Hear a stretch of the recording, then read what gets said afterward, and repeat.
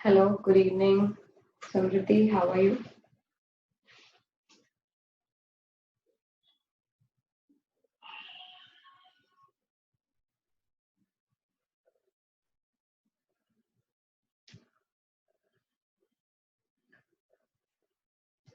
Samriti, am I audible? मेरी आवाज आ रही है तो?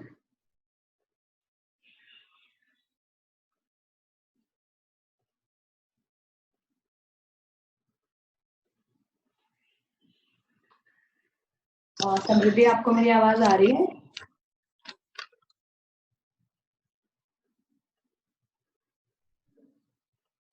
आदि, आपको आवाज आ रही है मेरी? Yes ma'am. ओके। आज हम क्या पढ़ने वाले हैं आदि? Land and soil. Land and soil. Last class में हमने लैंड में क्या पढ़ा? मैम रिसोर्सेज पढ़े थे, नेचुरल रिसोर्सेज। एंड मैम हमने लैंड यूटिलाइजेशन पढ़ा था। Land utilisation? अच्छा, लैंड के क्या क्या यूज होते हैं। ओके, और? Ma'am physical factor of land, ma'am plains का था, और मैम एग्जाम्पल थे प्लेट्यू तक पढ़ा था मैम, फिर उसके आगे पढ़ना था। Very good. और पिछली वाले चैप्टर का जो मैंने वर्कशीट करने के लिए दिया था वो कर लिया? आप सबको अपनी अपनी बुक से करनी थी।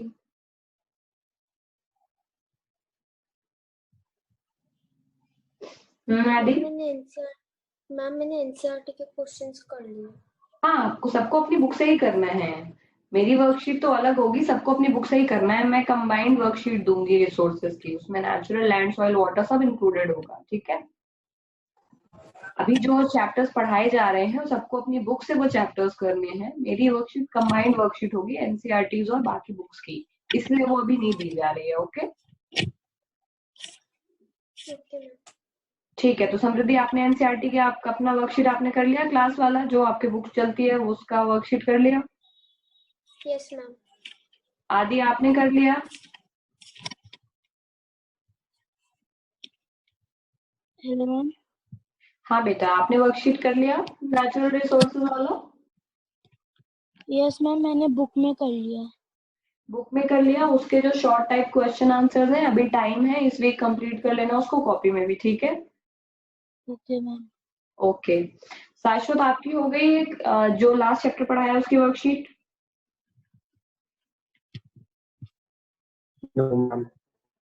नहीं हुई बेटा, इस संडे तक आप उससे भी कंप्लीट कर लेना। सबको अपनी बुक की वर्कशीट पहले करनी है, मेरी दी हुई वर्कशीट लोगों को बाद में करनी है। इसलिए पहले जब तुम लोग अपने बुक की वर्कशीट करोगे और जितना मैंने पढ़ाया उसे रिवाइज करोगे, तभी आगे की वर्कशीट करने का कोई फायदा है। समझ में आ रही है बात शाश्वत आपको? Okay ma'am. ओके। तो लास्ट क्लास में हमने क्या पढ़ा? शाश्वत, तुम मुझे ये बताओ, फिजिकल फैक्टर्स क्या होते हैं लैंड के?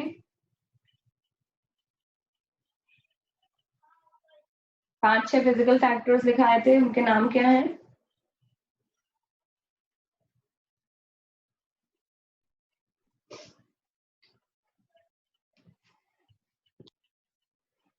हम लैंड के फिजिकल फैक्टर्स मैं बता सकती हूँ। मैंने बताया था ना कि लैंड यूज जो आपका होता है वो बहुत सारे फिजिकल फैक्टर्स पे डिपेंड करता है। सबसे पहले हमने लैंड की डेफिनेशन पढ़ी थी कि इट्स अ नेचुरल रिसोर्स। फिर हमने लैंड के बारे में पढ़ा था कि इसमें हम क्या क्या चीजें कर सकते हैं। देयर वी स्टडीड कि हम एग्रीकल्चर कर सकते मैम, एग्रीकल्चर, हैं। ट्रांसपोर्ट, हाँ, इंडस्ट्रीज। ओके, वो तो बता दिया था मैंने कि लैंड को हम कहाँ कहाँ यूज कर सकते हैं। फिर उसके बाद मैंने ये बताया था कि लैंड को इन चीजों के लिए जो आप यूज करते हो, इसका यूज कई सारे फिजिकल फैक्टर्स पे डिपेंड करता है। और वो मैंने 4-5 फिजिकल फैक्टर्स के नाम लिखवाए थे, वो याद है आपको? उसमें मैंने 2 पढ़ाए भी थे। Ma'am can I tell? Topography. Okay आदि, आप बता दो। Ma'am topography, hmm, and ma'am climate, soil, water. Okay, very good. ठीक है, आज मैं फिर से वहीं से शुरू कर रही हूँ कि कौन कौन से फिजिकल फैक्टर्स हैं, इन केस आपको कोई डाउट है तो, क्योंकि क्लैरिटी होना ज्यादा जरूरी है रादर देन सिलेबस आगे बढ़ता रहे। ये चैप्टर मैंने लास्ट क्लास में ही शुरू किया है, उसके पहले क्लासिफिकेशन ऑफ रिसोर्सेज मैं पढ़ा चुकी हूँ। जो मैं यहाँ पे आज डिस्कस नहीं करूंगी, वो जब रिवीजन क्लास होगी आपकी, आपके एग्जाम से पहले, आप सीधे तभी डिस्कस होगा वो। बस उसकी वर्कशीट दी जाएगी जो आपको करनी रहेगी और क्लास में मैं पूछूंगी। तो टेक्निकली हम chapter number 1 classification of resources कर चुके हैं, ठीक है। अब हमने पढ़ना शुरू किया था लैंड एंड सॉइल के बारे में। 2 मिनट का ब्रीफ है ये केवल, उसमें हम लैंड की डेफिनेशन पढ़ चुके हैं, इसलिए मैं इसे आज यहाँ नहीं लिख रही हूँ। जिसको कोई डाउट है वो क्वेश्चन चैट में बाद में पूछना। उसके बाद में मैंने आपको ये बताया था कि लैंड के क्या क्या यूज होते हैं, जो अभी भी मैंने शाश्वत के साथ डिस्कस किए हैं, वो भी आप पढ़ चुके हैं। बहुत सारे यूज हमने लिखे हैं, 4-5 यूज होंगे। फिर मैंने ये बोला था कि फिर मैंने पढ़ाए थे फिजिकल फैक्टर। एक्चुअली आप जो ये लैंड का यूटिलाइजेशन करते हो, आप वहाँ घर बनाओगे, खेती करोगे, या आप उसको टूरिज्म के लिए यूज करोगे, या फिर माइनिंग के लिए यूज करोगे, आप लैंड का क्या यूज करोगे ये उसके फिजिकल फैक्टर पे ही डिपेंड करता है। जिस तरह की लैंड होगी उसी तरह का यूटिलाइजेशन पॉसिबल है। फॉर एग्जाम्पल अगर माउंटेन्स है तो वहां पे उतनी अच्छी खेती नहीं हो सकती, तो वहां टूरिज्म ही हो सकता है। तो जिस तरह का लैंड होता है उसी तरह का यूटिलाइजेशन होता है। इसीलिए हम ये बोलते हैं कि लैंड का जो यूज है वो डिपेंड करता है फिजिकल फैक्टर्स पे। It depends on physical factors, और वो फिजिकल फैक्टर्स के नाम है जो अभी आदि ने बताए हैं। पहला है उसमें आपका टोपोग्राफी, ठीक है। उसके बाद दूसरा होता है उसमें क्लाइमेट, फिर है सॉइल, फिर है वाटर, और लास्ट में है ह्यूमन पॉपुलेशन, कि उस लैंड में कितना ह्यूमन पॉपुलेशन है। ये है टोटल फैक्टर, जिसमें ह्यूमन पॉपुलेशन मैंने लास्ट टाइम नहीं लिखा था, ठीक है, लेकिन एक कुछ बुक्स में ह्यूमन पॉपुलेशन को ऐड किया गया है। 2 ये जो मेन होते हैं वो यही 4 होते हैं, topography, climate, soil and water. Human population को आप इस तरह से समझ सकते हो कि अगर ह्यूमन नहीं होंगे तो लैंड यूटिलाइजेशन करेगा कौन, इसलिए ये भी एक फैक्टर हो सकता है, ठीक है। जिसको सारे लिखने हैं वो सारे लिख सकते हैं, और सारे ही लिख लो तुम लोग, वरना बाद में कंफ्यूज होकर घूमोगे क्या फायदा है। तो टोटल हमारे कितने हो गए, टोपोग्राफी हो गया, सॉइल हो गया, क्लाइमेट हो गया, वाटर हो गया, और ह्यूमन पॉपुलेशन हो गया। अभी किसी को डाउट है कि लैंड की यूज इन 5 फिजिकल फैक्टर्स पर डिपेंड करती है? 5 मैं यहाँ लिख रही हूँ। इतना क्लियर है ना सबको? बताओ मुझे, इतना क्लियर है ना सबको कि लैंड का जो यूज है वो इन 5 फिजिकल फैक्टर्स पे डिपेंड करता है। इनका नाम लिख लिया होगा, वैसे मैंने लास्ट क्लास में भी ये बताया था, बट अगर नहीं लिखा था तो अभी लिख लो कि लैंड का जो यूज है वो इन 5 फिजिकल फैक्टर्स पे डिपेंड करता है। जब लिख लेना तो बता देना हो गया। Ma'am done. ओके मैम आज क्लास में वापस लॉग इन करना है कि 40 मिनट्स की है क्लास? ना बेटा, क्लास 40 मिनट्स की ही होगी, और इंग्लिश की क्लास केवल 1 आवर की होगी। उसके अलावा ये 40 मिनट्स की क्लास होगी, ठीक है। Yes ma'am. जिस दिन चेंज होगा क्लास है, जिस दिन ज्यादा लेने का मन होगा उस दिन मैं ऑलरेडी बता दूंगी, ठीक है। Okay ma'am.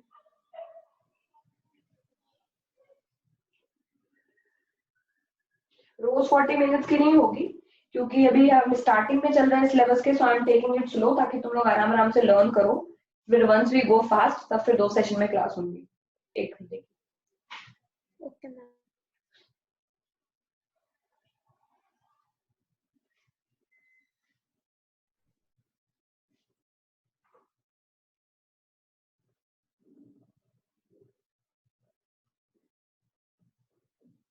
हो गया सबका?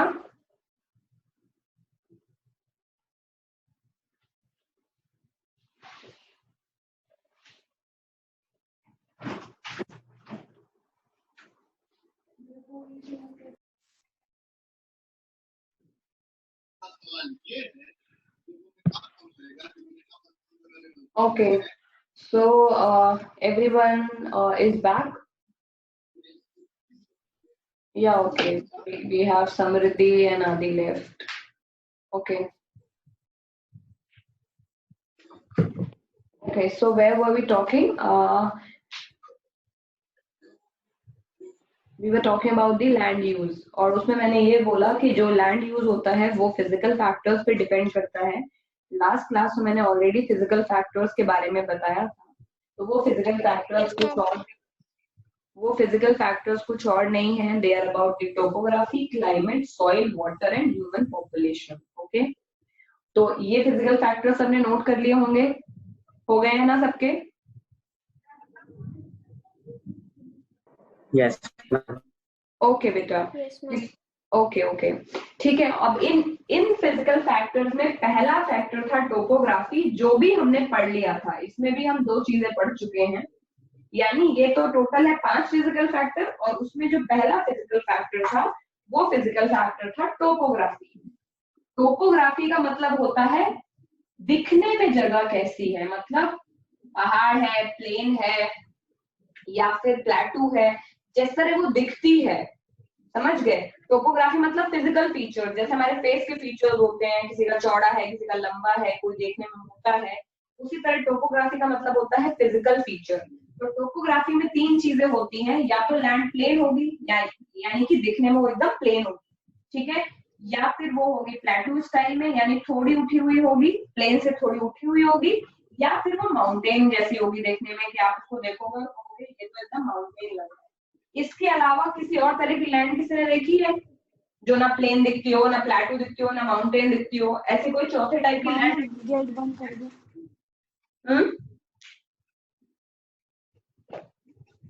कोई कह सकता है क्या कि कोई चौथे टाइप की लैंड भी एग्जिस्ट करती है, जो ना प्लेन दिखती है, ना प्लेटू दिखती है, ना माउंटेन दिखती है? Valley. वैली बेटा इज अ माउंटेन ओनली। ये जो एक प्लेन और माउंटेन के बीच में कोई वैली नहीं होती, लेकिन एक छोटे माउंटेन और एक बड़े माउंटेन के बीच में वैली होती है, जिसको नीचे वाला पोर्शन बोलते हैं, Okay, ma'am. ठीक है? तो बेसिकली इसके इन 3 के अलावा लैंड को दिखने का और कोई तरीका नहीं। उसके अलावा आप जो कुछ भी देखते हैं, ओशियन, रिवर्स, ये सब वाटर के फॉर्म है, ये लैंड के फॉर्म है ही नहीं। और अगर कोई बोलेगा कि डेजर्ट, तो डेजर्ट बेटा कुछ और नहीं होता है, वो प्लेन ही होता है, ठीक है?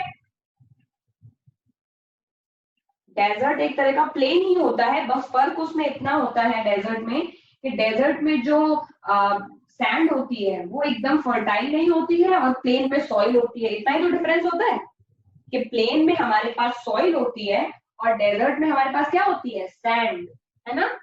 बट दिखने में वो प्लेन्स के जैसे ही होते हैं। दिखने की बात चल रही है यहाँ पर। कोई है जो ये कह सकता है कि कुछ अलग तरह के दिखते हैं इन तीनों के अलावा लैंड? नहीं दिखते, है ना? तो इसका मतलब ये है कि टोपोग्राफी में हमने सारी चीज पढ़ ली, केवल एक चीज बची है माउंटेन। प्लेन और प्लेटू हम ऑलरेडी पढ़ चुके हैं, प्लेन के मैंने एग्जाम्पल भी दिए थे और प्लेटू के एग्जाम्पल भी दिए थे। प्लेन में मैंने आपको बताया था कि प्लेन सबसे ज्यादा इंपॉर्टेंट फिजिकल फीचर है लैंड का।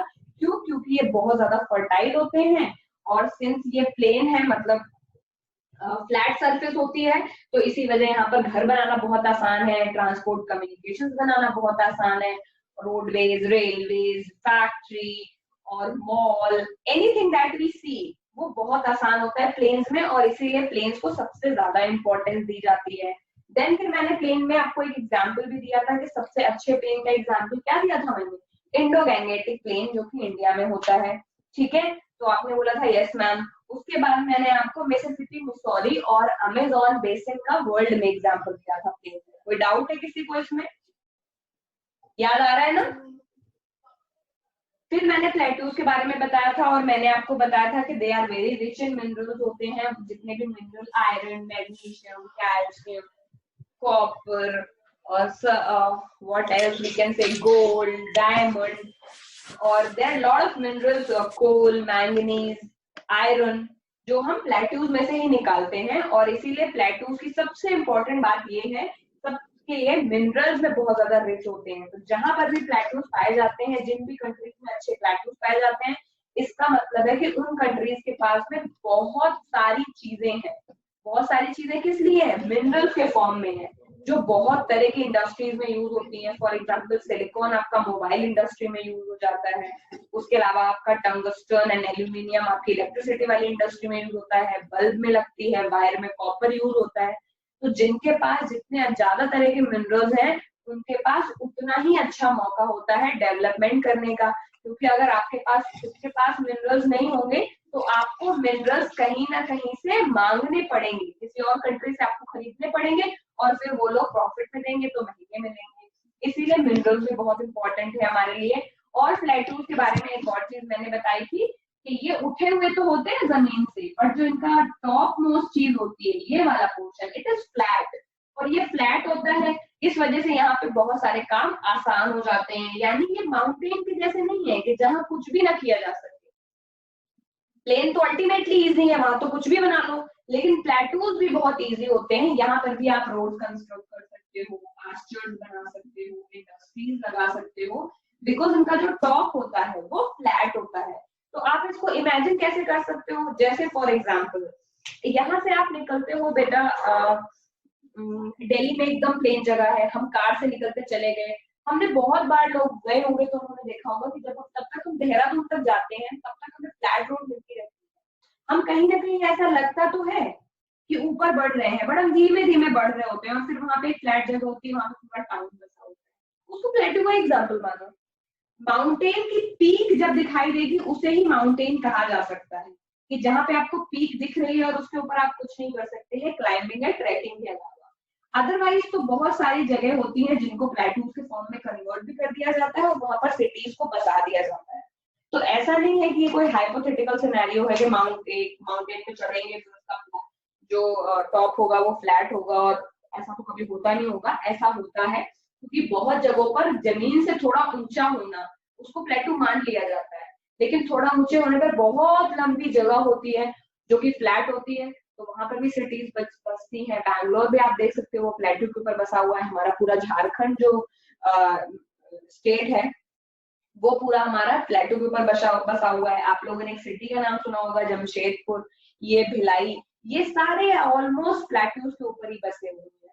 ठीक है, तो प्लेटू कोई छोटी मोटी चीज नहीं होती है, it's a very big area. जैसे प्लेन बहुत बिग एरिया होता है, वहां पर कितनी सारी सिटीज हैं, Delhi, Banaras, Agra, Ghaziabad, Noida, there are lot of cities ना इन प्लेन। तो plain is also not a छोटी चीज।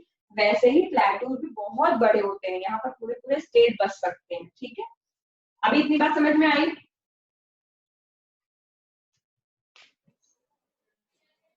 Yes ma'am.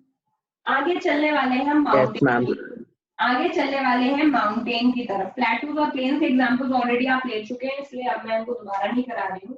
आज बात करेंगे माउंटेन की। ठीक, माउंटेन सबसे पहली चीज तो ये होती है कि दे आर, अब बताओ इजी होंगे या हार्ड होंगे कल्टीवेशन के लिए? एग्रीकल्चर के लिए बेटा ये सूटेबल नहीं होते हैं। ठीक है, hard to do agriculture here. Hard to do agriculture क्यों?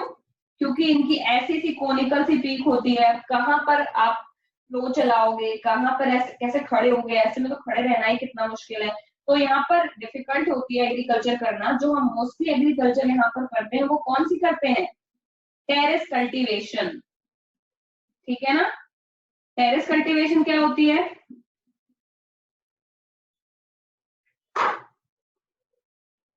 किसी को पता है टेरेस कल्टीवेशन क्या होती है? स्टेप बाय स्टेप, हाँ बेटा, स्टेप बाय स्टेप फार्मिंग।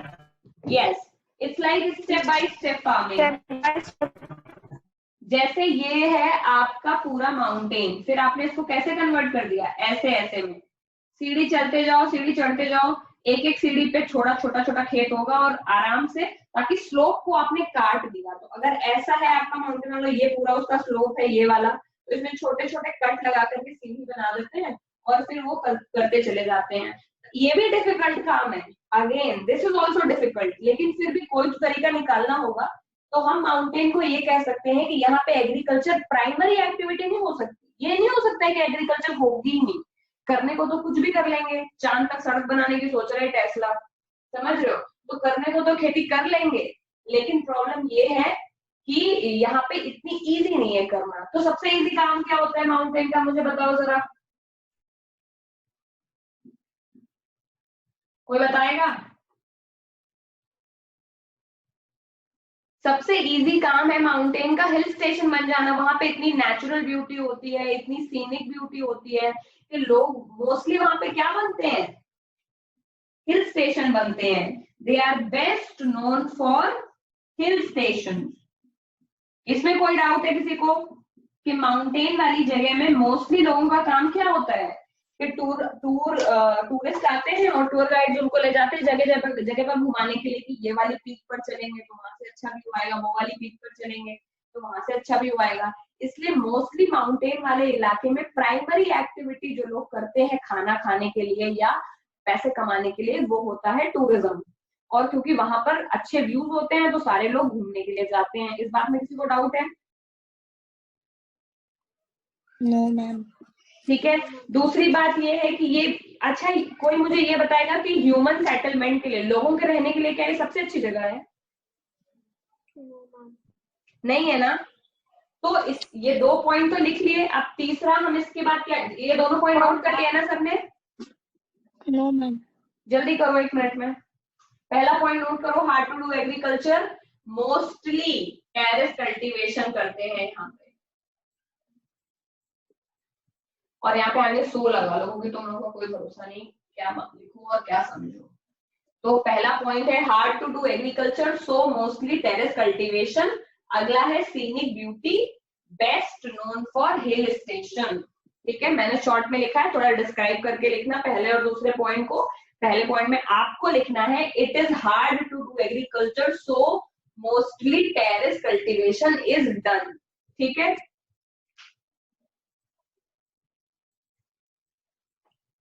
और दूसरे में आपको लिखना है mountain have scenic beauty so they are best known for hill station. पूरा आराम से डिस्क्राइब करके लिखो, मैं नहीं चाहती हूँ कि कोई भी इसे भूले क्योंकि बहुत छोटे पॉइंट है लेकिन भूल जाते हो तुम लोग।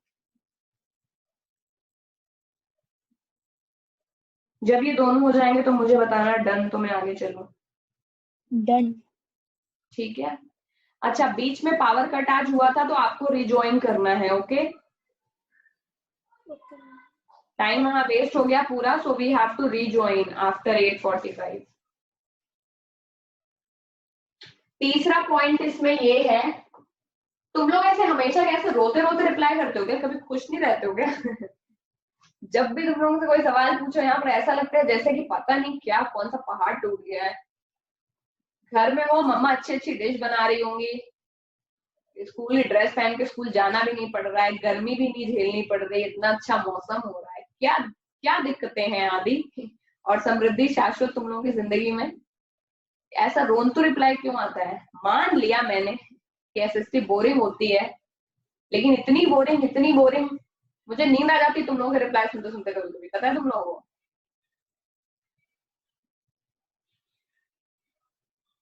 अभी तो बोल दो, कुछ तो बोल दो। मैम हमें 8:45 के बाद रिजॉइन करना होगा। यस बेटा, आज वो पावर कट हुआ था तो 10 मिनट वेस्ट हो गए, इसलिए आज रिजॉइन करना है। मैम कब तक?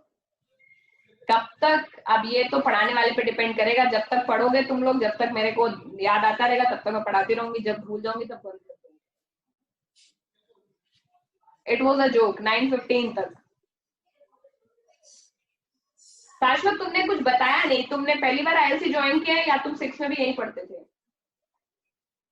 मैम मैं 7 तक था, 7 सितंबर में आया था मैम मैं। ओके बच्चा, चलो वील डू चिट चैट टेटो। इतनी बार समझ में आई तुमको शाश्वत माउंटेन के बारे में जितना मैंने बताया? टफ तो नहीं है। आगे माउंटेन का जो तीसरा पॉइंट है वो क्या बोला मैंने? It is less. लेस के आगे क्या लगाओ बताओ मुझे? लेस के आगे लगाओ important. It is less important for human habitation. Human habitation से हम क्या समझते हैं? घर बनाने के लिए। ठीक है, यानी लोग वहां पे आराम से रह पाए। माउंटेन जिसके लिए बहुत फेमस नहीं है। माउंटेन्स पे हम जनरली जानते हैं बहुत कम पॉपुलेशन होती है, केवल वही लोग रह पाते हैं जो हमेशा से वहां रह रहे हैं, पहाड़ी लोग जिन्हें बोलते हैं, जिन्हें आदत होती है वहां रहने की। और वहां से भी बहुत सारे लोग माइग्रेट करके प्लेन्स में आ जाते हैं, दिल्ली मुंबई बैंगलोर, बिकॉज प्लेन्स में ज्यादा बेटर लाइफ है, ज्यादा फैसिलिटीज है। बेटर लाइफ का मतलब क्या है? ज्यादा फैसिलिटीज है, ज्यादा अच्छे स्कूल्स हैं, ज्यादा अच्छे हॉस्पिटल्स हैं, ज्यादा अच्छे रोड्स हैं, खरीदने के लिए बहुत सारी चीजें हैं। अगर आप कभी माउंटेन गए होंगे तो हिल स्टेशन वगैरह, आपने रियलाइज करा होगा कि वहां पर कितने छोटे छोटे मूवी हॉल्स होते हैं, सड़कें कितनी पतली पतली होती हैं, कोई बहुत बड़ी शॉप भी नहीं होती है, छोटी सी टपरी टाइप से होती है, वहीं पर लोग चाय मैगी खा रहे होते हैं। तो वहां पे रहना आसान नहीं है, ये बात एविडेंट है, आंखों से भी देखी जा सकती है। तो इसीलिए जो माउंटेन होते हैं they are less important for human habitation और अदर वेरियस इकोनॉमिक एक्टिविटीज। और जब हैबिटेशन के लिए ही इम्पोर्टेंट वो उतने नहीं है, तो अदर इकोनॉमिक एक्टिविटीज के लिए तो होने ही नहीं वाले। क्यों? क्योंकि जब लोग ही वहां नहीं रहेंगे तो इकोनॉमिक एक्टिविटीज करेगा कौन? तो other economic activities like transport, communication, ठीक है, और इंडस्ट्रीज वगैरह के लिए भी ये इतने ज्यादा इंपॉर्टेंट नहीं माने जाते। यानी अगर आप पहाड़ों पे जाएंगे तो आपको कोई बहुत बड़ी इंडस्ट्रीज नहीं मिल जाएंगी कि बहुत बड़ा वहां कपड़ों का कारखाना लगा हुआ है। छोटी मोटी इंडस्ट्रीज होती हैं जिनको हम मीडियम या स्मॉल स्केल इंडस्ट्री बोलते हैं, क्योंकि पहाड़ी लोग भी कुछ ना कुछ तो खाना खाएंगे, उनको भी तो काम करना ही है।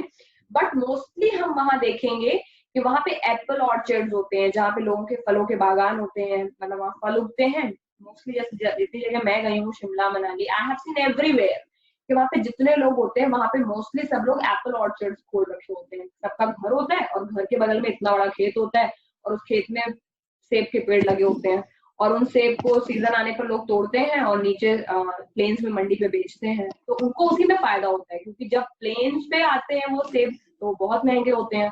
फॉर एग्जाम्पल जब हम लोग हर्षिल गए थे तो वहाँ 30-35 रुपए किलो सेब मिल रहे थे, और जब यहाँ पर वही चीज प्लेन्स में हम लोग आए तो 200 रुपीज केजी थे सेब। तो उनको वहां से बहुत ज्यादा फायदा होता है ये एग्रीकल्चर और छोटी मोटी इकोनॉमिक एक्टिविटी से। अगर आप उनको ये बोल दो कि वहाँ बहुत बड़ा कुर्सी बनाने का कारखाना है या बहुत बड़ा मॉल खुला हुआ है या बहुत बड़ा कपड़े बनाने की चीज है या एसी बनाने की बहुत बड़ी फैक्ट्री है, तो ये सब वो लोग नहीं करते, क्योंकि वहां पे उतनी प्लेन लैंड अवेलेबल नहीं है।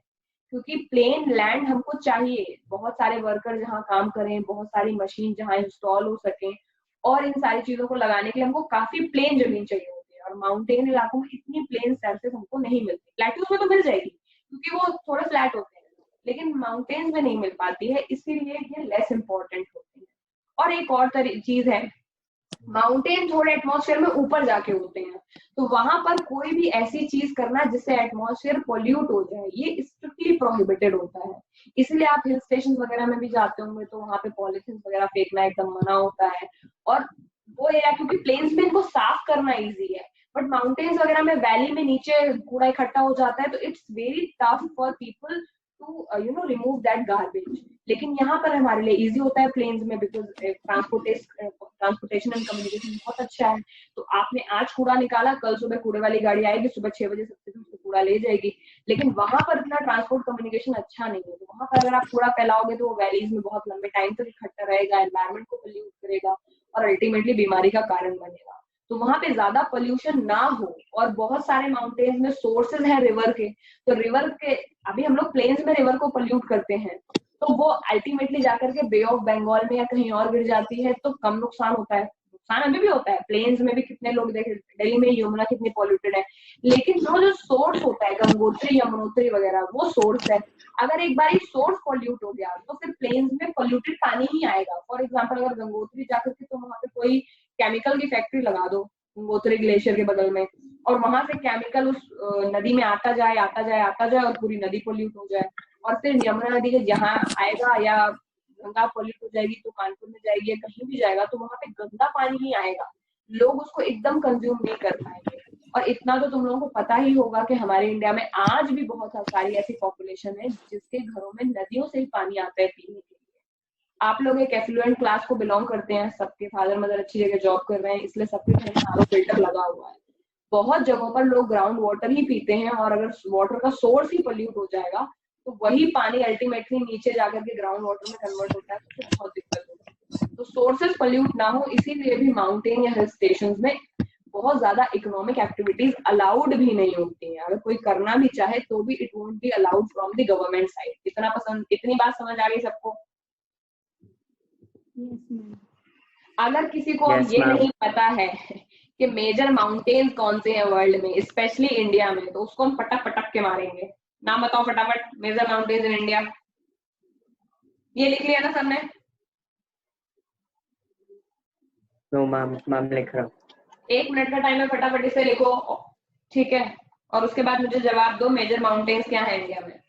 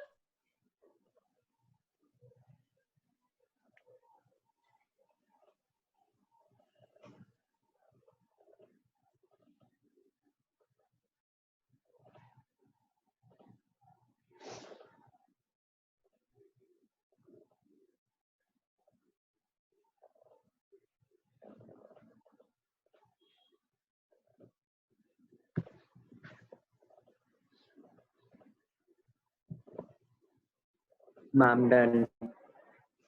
Okay cool. कोई रह गया जिसने अभी तक नहीं लिखा है?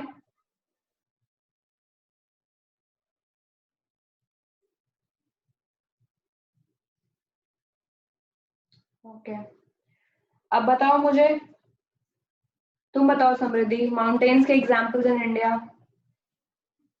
हिमालय। हिमालय। यस, तो माउंटेन के एग्जांपल्स तो बना लिखना और भी आसान है। सबसे आसान तो ये पता ही है सबको कि इंडिया में हिमालयास तो है ही, ठीक है।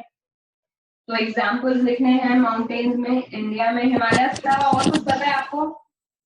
Ma'am ma'am Kanchenjunga. Aravalli. Aravalli. Kanchenjunga is part of Himalayas बेटा। मैम अरावली। हाँ अरावली। सतपुरा। सतपुरा। या अरावली सतपुरा, नाइस, ठीक है। Western Ghats. Western Ghats also hill range, ठीक है। माउंटेन, हाँ ठीक है, देयर आर आल्सो माउंटेन।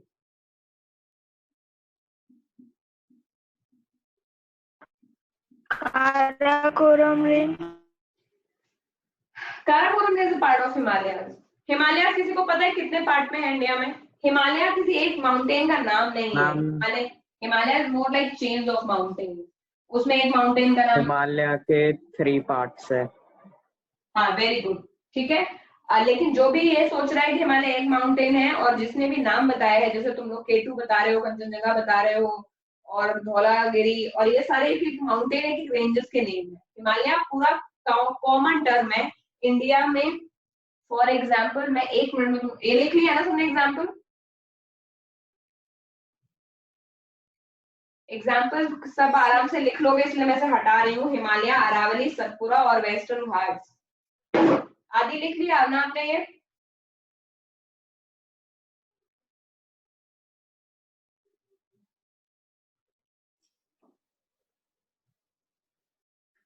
ठीक है, तो हमने एग्जाम्पल्स लिख लिए हैं माउंटेन्स के। मैं बस ये बता रही थी तुम लोगों को कि हिमालयाज इंडिया में कहाँ है, ठीक है। तो यहाँ पे मैं हाफ इंडिया ड्रॉ कर रही हूँ। यहाँ पर यू कैन सी कि हिमालय यहाँ से लेकर के नेपाल के थ्रू होते हुए, सिक्किम के थ्रू होते हुए, अरुणाचल प्रदेश यहाँ तक पूरा, यानी this entire range is called Himalayas. तो ये केवल इंडिया में ही नहीं है बेटा, they are in India, in Nepal, in Bhutan and some part of it in China also, समझ गए। तो इन्हीं में से बहुत सारी रेंजेस हैं, इनके नाम अलग अलग है। फॉर एग्जाम्पल कंचनजंगा अगर सिक्किम में पड़ता है, ठीक है, K2 यहाँ पड़ता है। तो ऐसे अलग अलग से रेंजेस, अलग अलग से माउंटेन है, जिनको तुम लोग नाम मुझे बता रहे हो, but they all are part of Himalaya, ठीक है, हिमालयन रेंज। और जिसने भी बताया था कि हिमालय 3 रेंज में होता है, ये बात एकदम ठीक है। हिमालय 3 रेंज में होते हैं। 3 रेंज के नाम किसी को पता है?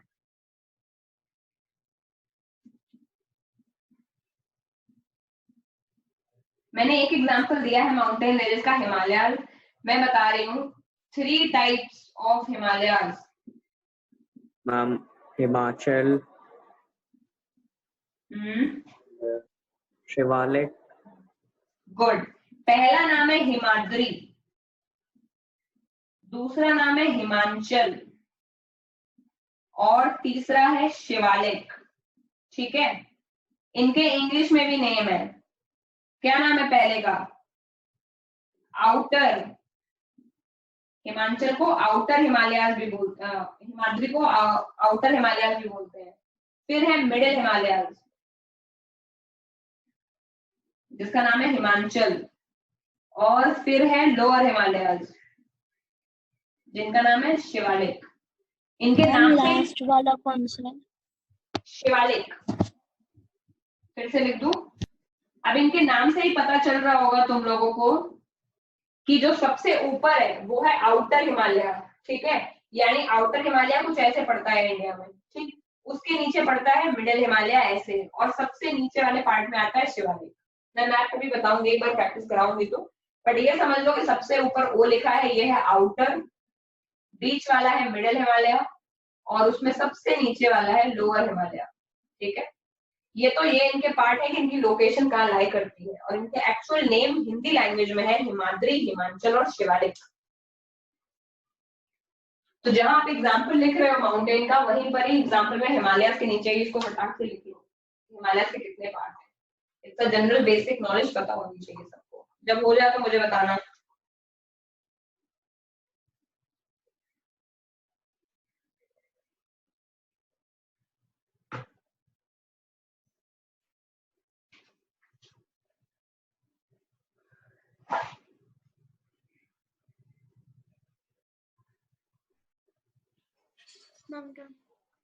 हो गया?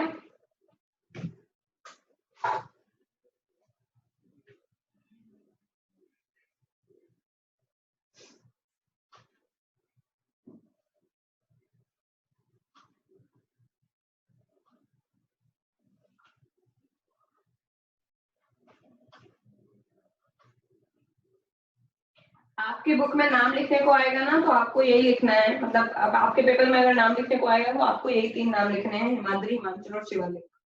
लोअर, आउटर, मिडिल ये सब अभी फिलहाल तुम्हें नहीं करना है, मैंने जस्ट लोकेशन वाइज बता दिया so that you get to understand. क्योंकि कभी कभी आप बुक पढ़ोगे और वहां पर आउटर की जगह ट्रांस भी लिखा होगा तो वो भी सही होता है। इट्स मोर लाइक एडजेक्टिव, कोई नाम नहीं दिया है उन्होंने, more like adjective, real name उनके यही होते हैं। ठीक है, हिमाद्री, हिमाचल और शिवालिक। और यही 3 नेम ईस्ट में केवल इधर इस वाले साइड पर चलते हैं, ये 3 name.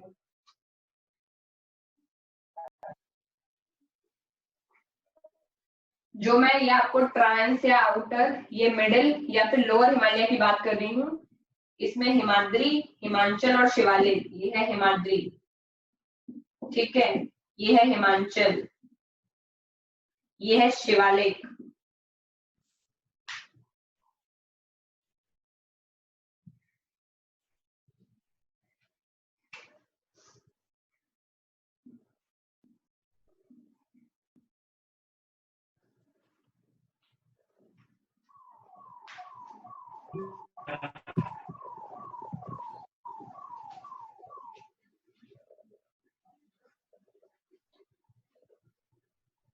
Okay, so everybody is back. So I was telling you कि ये जो हिमाद्री, हिमाचल और शिवालिक है, ये केवल इंडिया के इस वाले पार्ट में, यानी यहाँ तक जो हिमालयाज हैं, नेपाल या सिक्किम के पहले तक, उनको ही 3 पार्ट में बांटा गया है, हिमाद्री, हिमाचल और शिवालिक। अगर आप ईस्ट में जाओगे अरुणाचल प्रदेश वाले इलाके में, तो वहाँ हिमाद्री, हिमाचल और शिवालिक नहीं होती, वहां वाली रेंज का नाम पूर्वांचल रखा गया है। It is just a basic information कि कभी कोई ब्लंडर नहीं करना। हिमालय 3 डिवीजन ही है, बट वो केवल कश्मीर से लेकर के मिडिल प्लेन तक, जहाँ बिहार और हम लोग झारखंड की और वेस्ट बंगाल की बात करते हैं, केवल वहीं तक ये डिवीजन चलता है। उसके बाद जो भी ईस्ट में रेंजेस हैं, उनका नाम अलग से पूर्वांचल हिमालय रखा गया है। ठीक है, तो इसको बनाने की जरूरत नहीं है, I just told you because I was telling you the part, तो बताना जरूरी था। आगे हम चलते हैं, अगला फिजिकल फैक्टर कोई मुझे बताओ। तो फिजिकल फैक्टर में पहला तो हमने कर लिया टोपोग्राफी, अगला फिजिकल फैक्टर क्या है? क्लाइमेट। हाँ क्लाइमेट तो है पर सॉइल भी है। सबसे पहले विल टॉक अबाउट सॉइल। तो आप डालो नंबर 2 फिजिकल फैक्टर जिसका नाम है सॉइल। सॉइल के बारे में क्या जानते हो, क्या होती है सॉइल, कोई बताएगा? What is soil? हिंदी तो सबको पता है, मिट्टी। बट मिट्टी के अलावा और भी कुछ आज मुझे बताओ। आज तुम लोग ये बताओ कि सॉइल की क्या डेफिनेशन होनी चाहिए। 7th में सबने पढ़ी है।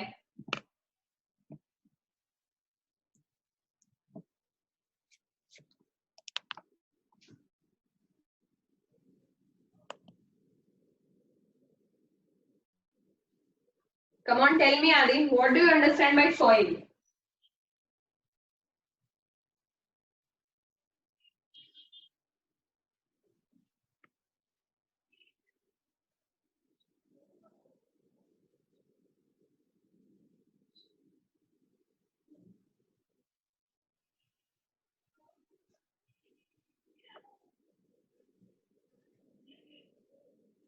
Ma'am can I? Yeah, Samriti, you can say. Ma'am, it is a mixture of organic matter, minerals. Okay, organic matter और minerals तो होते हैं सॉइल में। तुम लोग जैसे रोंतु हो, तुम लोग इतना बोरिंग हो, मैं ही बता देती हूँ इसके पहले कि सो जाऊं मैं क्लास में। सॉइल का मतलब क्या होता है? Soil is top most, it is top most, सबसे ऊपर होती है ना। कितनी बेसिक डेफिनेशन है ये। टॉप मोस्ट का मतलब सबसे ऊपर है, तो it is top most layer of earth crust. Earth crust सबको पता है ना क्या होता है? सियाल सीमा नीफे सबने पढ़ा है ना 7th में, जिसमें अर्थ के सबसे ऊपर वाले पार्ट को हम अर्थ क्रस्ट बोलते हैं। किसी को डाउट है इसमें? कोई ये है जिसको नहीं पता कि अर्थ का सबसे ऊपर वाला हिस्सा जिसपे हम खड़े हैं उसका एक्चुअल हम उसे अर्थ क्रस्ट कहते हैं, पता है ना सबको? Yes ma'am. Okay, so top most जो आपका एरिया होता है उसका नाम होता है अर्थ क्रस्ट, और अर्थ क्रस्ट की भी सबसे टॉप मोस्ट लेयर का नाम है soil. So it is top most layer of earth crust या earth surface where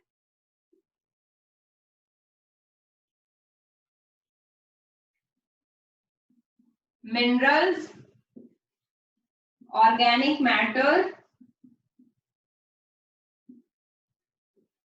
are found। ये वो टॉप मोस्ट लेयर होती है अर्थ सरफेस की। फॉर एग्जाम्पल ये है आपकी अर्थ जिसपे आप खड़े हैं, तो ये इसके ऊपर वाली हिस्सा जहां पे बहुत सारी जैसे उड़ती हुई धूल होती है ना, वही तो सॉइल होती है। उसमें बहुत सारे मिनरल्स और ऑर्गेनिक मैटर्स पाए जाते हैं, ठीक है। ये है सॉइल, और ये सॉइल बहुत ज्यादा इंपॉर्टेंट है। सॉइल का मतलब ये नहीं है कि अर्थ पे जहां हम खड़े उसके नीचे का पूरा हिस्सा सॉइल कहा जाएगा, नहीं। उसके नीचे तो रॉक पाई जाती है बेटा, सबसे ऊपर और यही रॉक को हम क्रस्ट बोलते हैं, इसी का नाम है अर्थ क्रस्ट। अर्थ क्रस्ट का सबसे ऊपर वाला हिस्सा जो उसको सॉइल कहा जाता है। क्यों? Because it contains a lot of minerals, nitrogen, phosphorus, potash, NPK, पता होगा, नहीं पता है, ठीक है। फिलहाल के लिए इतना जानो कि टॉप मोस्ट लेयर है अर्थ क्रस्ट की जहां पे मिनरल एंड ऑर्गेनिक मैटर पाए जाते हैं, उसको सॉइल कहते हैं। मिनरल और ऑर्गेनिक मैटर के होने से क्या फायदा होगा टॉप मोस्ट लेयर को? इतना तो गैस कर लो। सॉइल की डेफिनेशन सब लोग लिखो या डायग्राम बनाओ। ये सबसे ऊपर पाई जाती है सॉइल। अब मुझे बताओ सॉइल में मिनरल और ऑर्गेनिक मैटर पाए जाएंगे तो उससे क्या फायदा होगा?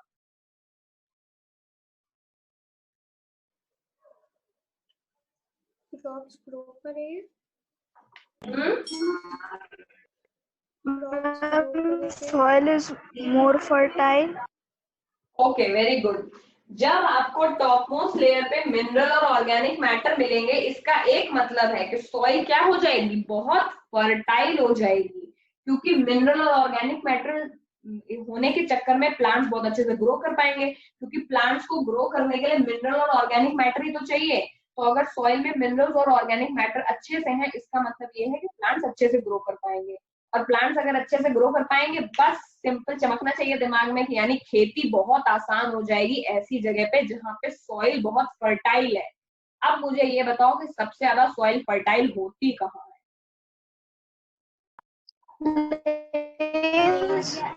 Gangetic plains. जिसने भी आंसर दिया है इट्स करेक्ट कि जो सबसे पहली चीज कि जहां मिनरल्स एंड ऑर्गेनिक मैटर्स पाए जाएंगे with that will make this soil fertile, तो उसके होते ही सॉइल फर्टाइल हो जाएगी और फर्टाइल होने की वजह से वहां पे अच्छे से एग्रीकल्चर हो पाएगी। और ऐसा कहाँ होता है? प्लेन्स में होता है। इसीलिए हम प्लेन्स को सबसे ज्यादा फर्टाइल और प्रोडक्टिव बोलते हैं because they have the soil which is having most of the minerals and organic matters required for the crop production. इतने में किसी को डाउट है? No, ma'am. नो ना? आदि को भी ये बात समझ आई? शाश्वत आपको समझ में आई इतनी बात? Yes ma'am. Okay, so we got to know the definition of the soil. आपने डायग्राम भी बना लिया होगा, I am just rubbing it off. Okay, तो हमने सॉइल के बारे में ये पढ़ा कि इट इज टॉपमोस्ट लेयर जो बहुत फर्टाइल होती है और इसकी वजह से इट इज इम्पोर्टेंट। तो ऑब्वियसली जब सॉइल के बारे में इतना कुछ पता चल गया कि सॉइल ही वो चीज है जिसमें पेड़ उग सकते हैं, सॉइल ही वो चीज है जो अल्टीमेटली मैटर कर रही है, क्योंकि पेरेंट रॉक तो सब जगह है लेकिन जहां पे सॉइल बेटर है वहां खेती बेटर होगी। तो इसका मतलब एक फिजिकल फैक्टर जिसपे लैंड यूज डिपेंड करेगा, यानी लैंड को का तुम क्या करो, उसका अचार डालो तो उसको खाने में मिला के खा लो, ये किस चीज पे भी डिपेंड करेगा? सॉइल पे। अगर जहां लैंड है वहां की सॉइल फर्टाइल हुई तो वहां तुम एग्रीकल्चर कर लेना, अगर फर्टाइल ना हुई तो वहां क्या करोगे? अगर सॉइल फर्टाइल नहीं है तो क्या करें?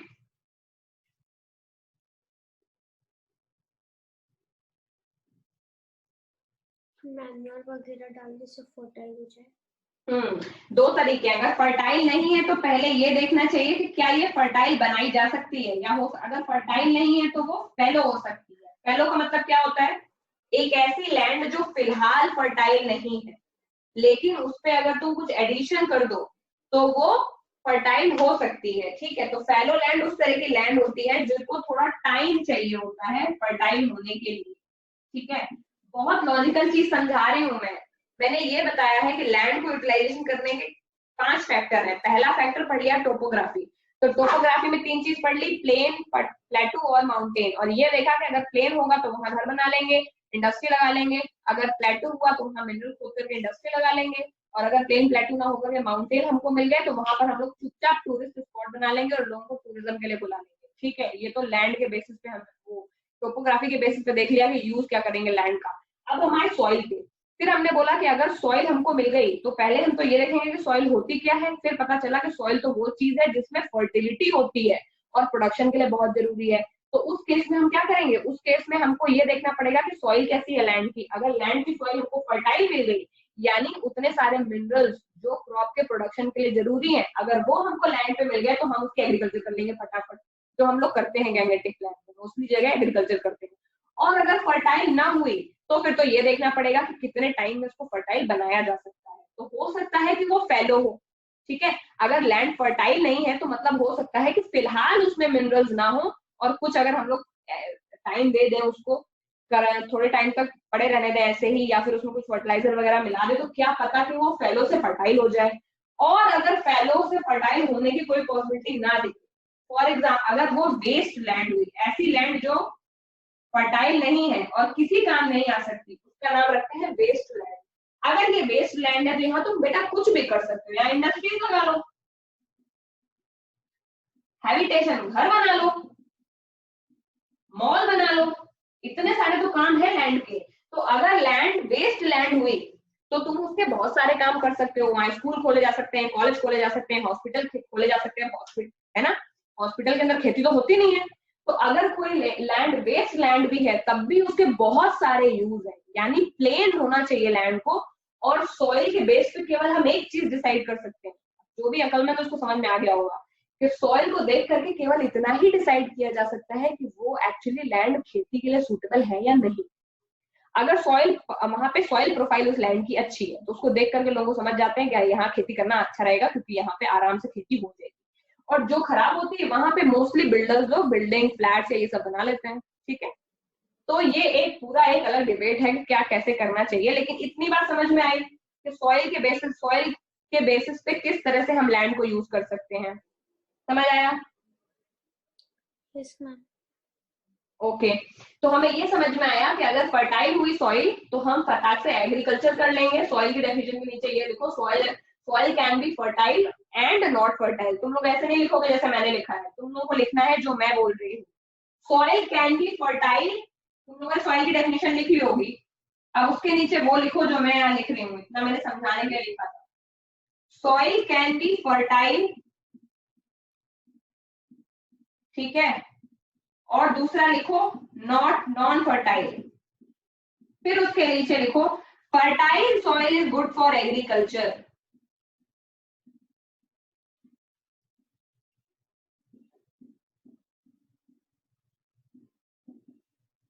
ठीक है, फिर आगे यहां लगाओ while non fertile soil can be used for, non-fertile soil can be used for industries, infrastructure का मतलब वही हुआ है स्कूल कॉलेज हॉस्पिटल, इंफ्रास्ट्रक्चर, ठीक है। जिसको उसमें डाउट हो तो ब्लैकेट में लिख लो आप लोग इसे, स्कूल, रोड, जो भी नाम आ रहा है, मॉल्स, ये सब लिख लो अपने हिसाब से ताकि कंफ्यूजन ना हो। तो non fertile soil can be use for industries, infrastructure and pasture. जहां पे सॉइल बहुत फर्टाइल नहीं होती बेटा वहां पे हम लोग घास भी लगा देते हैं ताकि जानवर आएंगे और फिर घास खाने के बाद में अच्छे से मिल्क एनिमल बन जाएंगे और हमें बहुत सारा मिल्क प्रोडक्शन हो जाएगा। तो वो भी एक तरीका है नॉन फर्टाइल सॉइल को डील करने का। इतना समझ में आया कैसे लिखना है?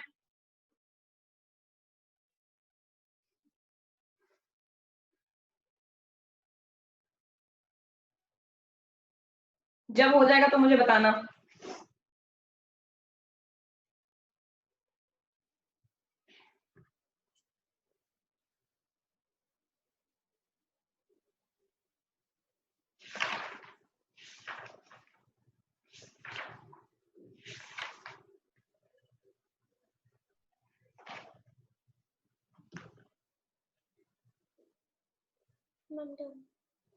डन? ओके,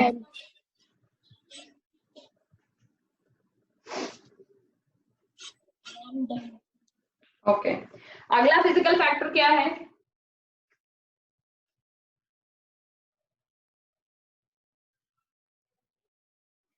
अब तो दो फिजिकल फैक्टर पढ़ लिए, अगला फिजिकल फैक्टर है क्लाइमेट। ये लास्ट है जो आज मैं पढ़ा रही हूँ, बचे हुए दो मैं नेक्स्ट क्लास में पढ़ाऊंगी। अगला फिजिकल फैक्टर है क्लाइमेट। क्लाइमेट कैसे इंपॉर्टेंट हो सकती है लैंड के लिए, मुझे बताओ। अब इतना सोच के बताओ कि कैसी क्लाइमेट होगी तो वहां क्या होना होगा।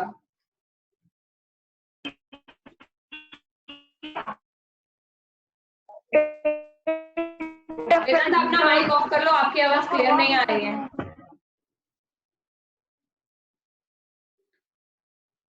शाश्वत आप बताओ, क्या क्लाइमेट कैसे रिस्पॉन्सिबल है, क्लाइमेट कैसे एक फिजिकल फैक्टर हो सकता है लैंड को यूटिलाइजेशन को देखने के लिए, कैसे लैंड को यूटिलाइज करें?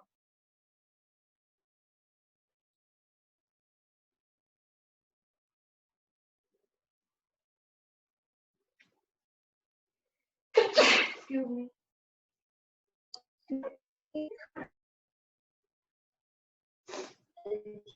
It affects the formation of soil. Not correct. In a way it does, but ठीक है, क्लाइमेट इफेक्ट सॉइल्स तो और भी बहुत तरीके हैं। क्लाइमेट तो हर जगह ही सॉइल को इम्पैक्ट करता है। प्लेन्स में भी 4 महीने गर्मी पड़ती है, 4 महीने सर्दी पड़ती है, तो हर तरह से क्लाइमेट इफेक्ट से होता ही है एग्रीकल्चर।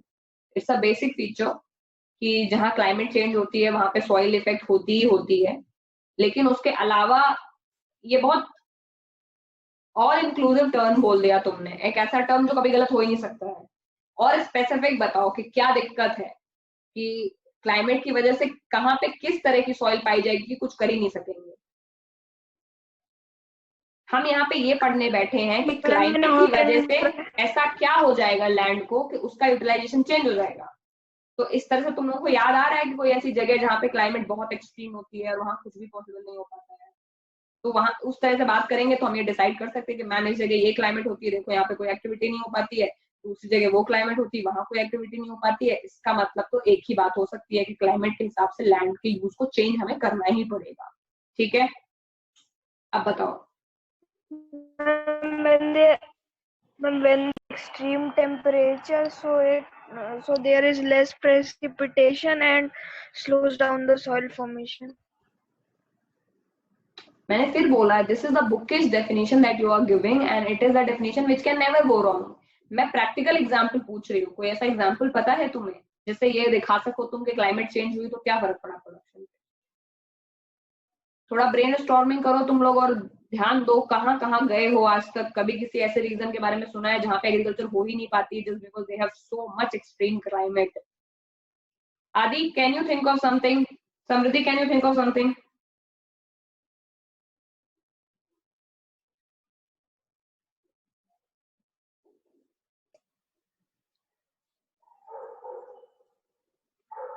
शाश्वत can you think of something कि एक ऐसी जगह जहाँ पे बहुत क्लाइमेट एक्सट्रीम है so we can't do anything there?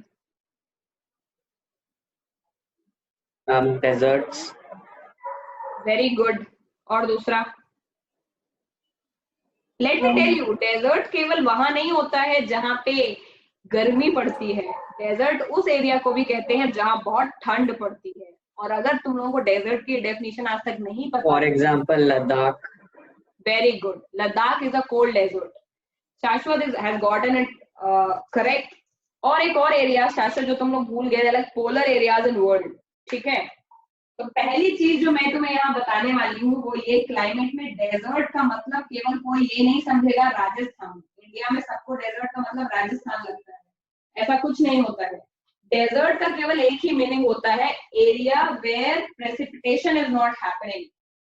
Desert की केवल इतनी ही डेफिनेशन है, एक ऐसी जगह जहां पे बारिश नहीं हो रही है। It can be anything, it can be very hot like Rajasthan and it can be very cold like Ladakh. ठीक है, तो यानी लद्दाख और राजस्थान का जो था डेजर्ट है, दे बोथ आर डेजर्ट। एक है हॉट डेजर्ट और दूसरा है कोल्ड डेजर्ट। ठीक है, तो डेजर्ट के होने से हमको हमेशा ही पता है कि जहां भी डेजर्ट होता है वहां की सॉइल एकदम इनफर्टाइल होती है, क्योंकि या तो डेजर्ट की सॉइल में क्या होता है, सैंड होती है, और अगर सैंड नहीं होती है तो डेजर्ट की सॉइल में क्या होता है, आइस। और इन दोनों में ही कोई खेती पॉसिबल नहीं है। तो हमने क्लाइमेट को जब हमने देखा तो हमने ये देखा कि जो पोलर एरियाज होते हैं, ये हमारी मदर अर्थ, ये है हमारे पोलर एरियाज, यहाँ इतनी ज्यादा आइस होती है, यानी इतनी एक्सट्रीम क्लाइमेट होती है यहाँ पर। तो अब तुम देख रहे हो कि क्लाइमेट के हिसाब से कैसे लैंड का यूटिलाइजेशन चेंज हो गया। तुम ये नहीं कह सकते हो कि पोलर एरिया में लैंड नहीं होती है, लैंड तो होती है because they have mountains also. ठीक है, लेकिन क्लाइमेट के चलते they have all kinds of land. ठीक है, polar areas have all kinds of land, they have this plains, they have plateaus and they have mountains also.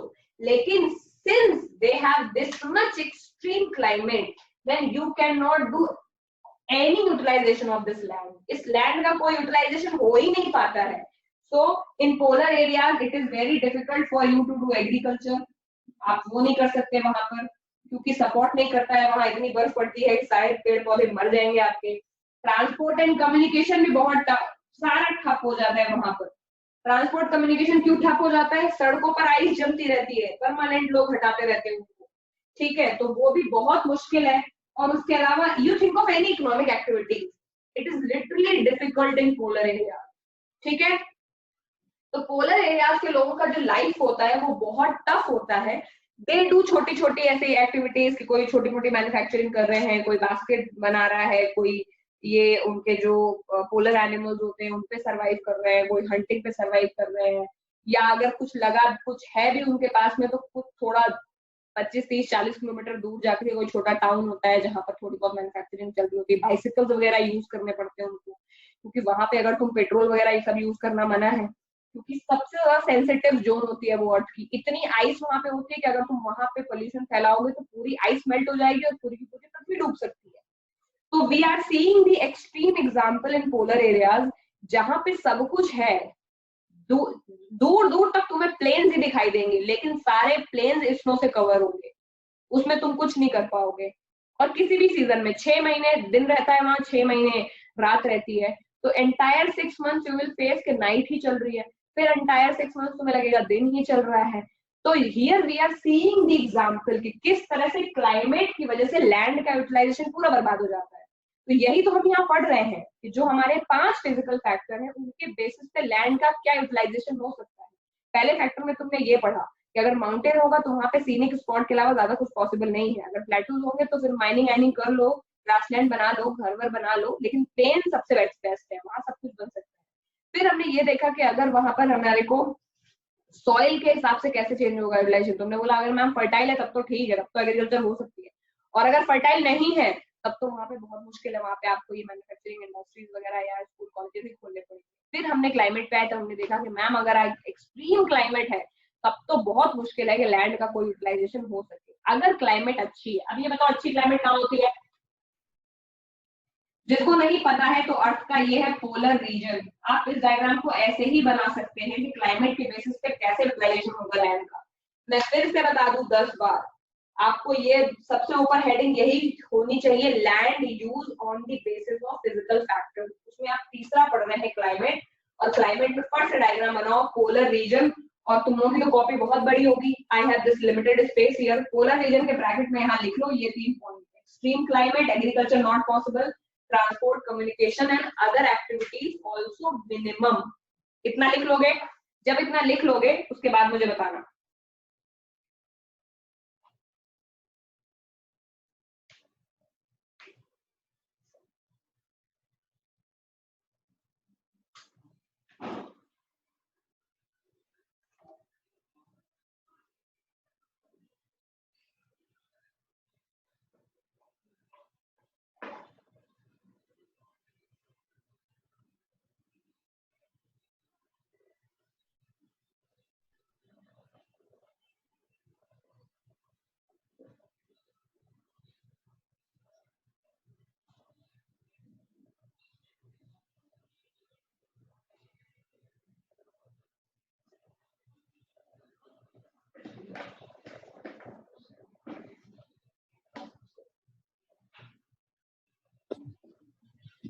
Ma'am done.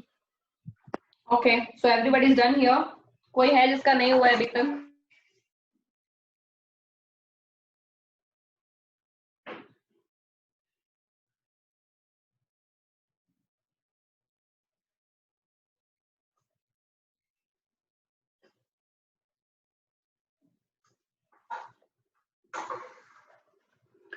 अब इतनी कहानी सुनने के बाद में you people will tell me कि ये तो पोलर रीजन है, पोलर के अलावा और कौन कौन से रीजन होते हैं अर्थ में?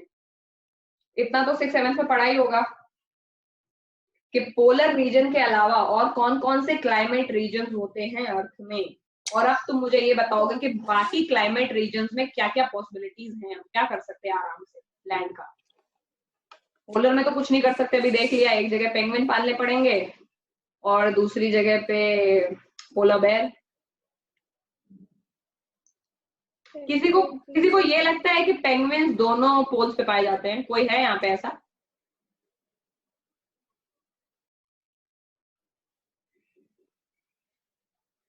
मुझे लगता है। ओके बच्चा, अगर तुम लोगों को नहीं पता है, ऑब्वियसली तुम लोग इतने छोटे हो, हर एक चीज नहीं पता हो सकती है। पेंगुइन्स केवल साउथ पोल पे पाए जाते हैं, Antarctica. They are not there in the north pole. North pole में we have polar bears. Just a basic information, ठीक है? अब मुझे ये बताओ कि और कौन कौन से क्लाइमेटिक रीजन होते हैं अर्थ में? Torrid zone, temperate zone and frigid zone. Frigid और पोलर एक ही होता है या नहीं? Yes ma'am.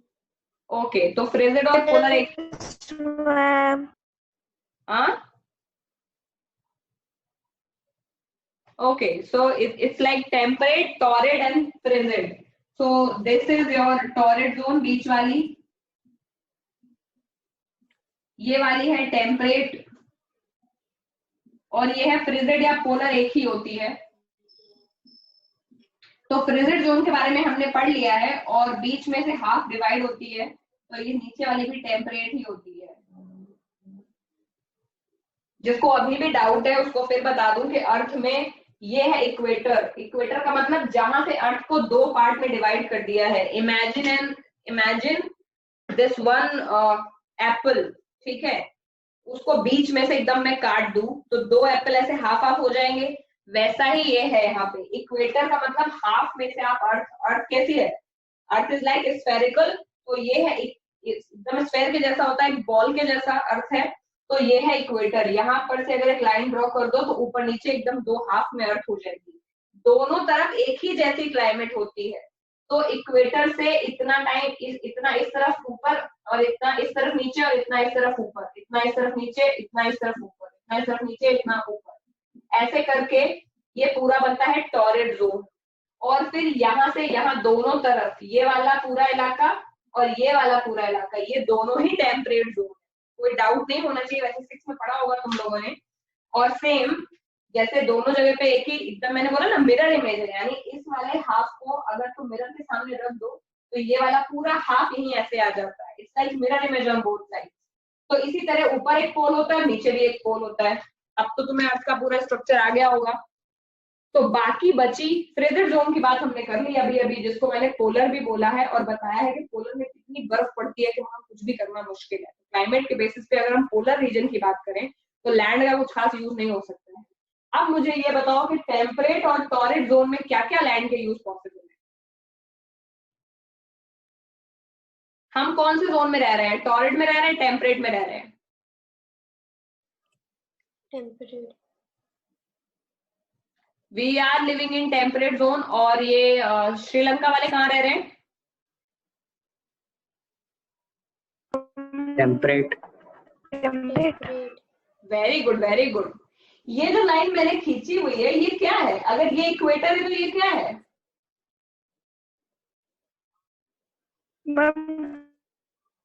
ट्रॉपिक ऑफ, अगर ये इक्वेटर है तो ये वाली लाइन क्या है जो मैंने ड्रॉ करी हुई है, जिनके बेसिस पे टेम्परेट, ट्रॉपिक और टॉरिड का डिवीजन कर रही हूँ? ये लाइन क्यों खींची है मैंने? I am making it clear because I know that you don't know it. ये एक लाइन है, ये एक इक्वेटर लाइन है, और ये एक लाइन है, इन्हीं के बेसिस। हाँ, इसका क्या नाम है? Tropic of Cancer and Tropic of Capricorn. ऊपर वाली है ट्रॉपिक ऑफ कैंसर और नीचे वाली है ट्रॉपिक ऑफ कैप्रिकॉर्न। इसी के बेसिस पे डिवीजन होता है। तो कैंसर से कैंसर के बीच की जो आपकी है पूरी, ये क्या है? This is torrid zone. और इधर से इधर ऊपर आपकी यहां तक पोलर तक टेम्परेट जोन, और ऊपर है फ्रिजिड जोन। किसी को इतना डाउट है इसमें? No ma'am. No ma'am. तो ट्रॉपिक ऑफ कैंसर इंडिया के मिडिल में से जाता है, इसमें किसी को डाउट है या नहीं है? नो। तो ऑब्वियसली अगर ट्रॉपिक ऑफ कैंसर इंडिया के मिड में जाता है तो इसका मतलब एक ही बात हो सकती है कि आधा इंडिया टॉरिड जोन में आता है और आधा इंडिया टेम्परेट में आता है। तो इसका मतलब ये है जहां नॉर्थ इंडिया यहाँ टेम्परेट में आता है और टेम्परेट ठंडा है, यही रीजन है कि नॉर्थ इंडिया ठंडा है साउथ इंडिया से, क्योंकि नॉर्थ इंडिया टेम्परेट में आता है। तो हम तो टेम्परेट में रह रहे हैं, लेकिन साउथ वाले कहाँ रह रहे हैं? टॉरिड में, टॉरिड जोन। क्योंकि ट्रॉपिक इंडिया के जस्ट मिड में से निकलती है। ठीक है, तो ये तो हो गई जनरल नॉलेज वाली बात। अब हमें ये पता है, तुम आराम से ये बता सकते हो कि ट्रॉपिक ऑफ कैंसर और ट्रॉपिक ऑफ कैप्रिकॉर्न, यानी ये वाले टॉरिड जोन और टेम्परेट जोन में क्या क्या एक्टिविटीज होती है। जो भी एक्टिविटीज पूरे इंडिया में होती हैं वो सभी इसमें पॉसिबल है। तो यानी टॉरिड जोन में आप क्या कर सकते हो? टॉरिड जोन में एग्रीकल्चर कर सकते हैं कि नहीं? आराम से कर सकते हैं। साउथ इंडिया में ग्राउंड नट, मूंगफली और क्या बोलते हैं उसको, ऑयल का, व्हीट का, शुगर केन का कितना प्रोडक्शन होता है। यानी आप टॉरिड जोन में भी कर सकते हो एग्रीकल्चर और टेम्परेट जोन में भी एग्रीकल्चर कर सकते हो। बस ये बात अलग है कि टेम्परेट जोन में आपको एग्रीकल्चर आपको ठंडी चीजों की करनी पड़ेगी। यानी आप वहाँ पे सेब वगैरह खेती, सेब कर सकते हो, ऑरेंजेस ये सब उगा सकते हो। जो भी पहाड़ों पे फल उगते हैं जैसे मेपल हो गए, एप्पल है, चीर है, पाइन है, सब पता है ना। लास्ट ईयर तो पढ़े थे ना कि कौन कौन से कहाँ कहाँ पे होते हैं, सब भूल गए तुम लोग ज्योग्राफी में। सबको पता है ना tropical evergreen forest, temperate evergreen forest, सबको पता है ना वहाँ पे कौन कौन सी चीजें उगती हैं। तो जो टेम्परेट में उगता है वो तो टेम्परेट वाली चीजें उग सकती है, और जो यहाँ इक्वेटर पे उग रहा है वो टॉरिड। लेकिन इन ऑल मुझे इतनी बात समझ में आ गई कि तुम लोगों को ये समझ में नहीं आ रहा है। इतना समझ में आया है कि अर्थ पूरे 3 पार्ट में डिवाइडेड है, पोलर में, टेम्परेट में और टॉरिड में। सॉरी, पोलर में, टेम्परेट में और हाँ टॉरिड में। इतना पता है सबको? Yes ma'am. ठीक है, तो हमें अभी के लिए, क्योंकि अभी ये 1 साल लगेगा तुम लोगों को एक चीज समझने में, आई अंडरस्टैंड इट नाउ, इतना ही याद रखना है केवल, ये पोलर और टेम्परेट और टॉरिड, इन 3 में क्लाइमेट अलग अलग होती है और हर क्लाइमेट की अपनी अलग स्पेशलिटी होती है। जहां तक हम उन बातों की बात करते हैं, एरियाज लाइक पोलर एरिया, वहां पर एग्रीकल्चर करना बहुत मुश्किल है। बल्कि उसके अलावा अगर हम टॉरिड या टेम्परेट की बात करें तो वहां पे एग्रीकल्चर करना उतना मुश्किल नहीं है। इतना बस समझ में आ गया? कहाँ क्या उगेगा अभी ये भूल जाओ तुम लोग। ये जो मैंने अभी बताया ग्राउंड नट सब भूल जाओ। केवल ये याद रखो कि 3 पार्ट में डिवाइडेड है। पोलर में बहुत मुश्किल है कोई भी काम करना, लेकिन टेम्परेट और टॉरिड में चीजें करना इजी है। तो क्लाइमेट के बेसिस पे यही लैंड का यूटिलाइजेशन है कि अगर टेम्परेचर बहुत एक्सट्रीम ना हो तभी लैंड का एग्रीकल्चर में यूटिलाइजेशन हो सकता है। इतनी बात क्लियर है आज के लिए? Yes ma'am. ओके, तो आज की क्लास यहीं पर ही खत्म होती है। जितना पढ़ाया है, और स्पेशली ये कहाँ से कौन सी गुजरती है अर्थ का, ये मैप जो 6 में देखा था उसको एक बार जरूर देख लेना तुम लोग। उसके अलावा I am not giving you anything, just one thing I am giving you, you have to draw map of India और उसमें हिमालयाज लोकेट करने कहाँ कहाँ है। This is map practice exercise that I am giving from my side. तो सबको India का map बनाना सीख लेना है पहले, क्योंकि तुम लोगों को अभी तक मैप बनाना नहीं आता, मुझे पता है पिछले क्लास के एक्सपीरियंस से ही। तो इंडिया का सब लोग एक एक मैप बनाएंगे खुद के हाथों से, कोई कॉपी नहीं करेगा बुक से, कार्बन कॉपी लगा के जो तुम लोग करते हो। और उसके अलावा उसमें हिमालयाज लोकेट करने हैं, बस यही करना है। ठीक है? ठीक है, ओके मैम। आज के लिए इतना ही, मिलेंगे नेक्स्ट टाइम। धन्यवाद। Stay healthy, stay safe and do my work. चलो bye bye. Thank you ma'am. Welcome.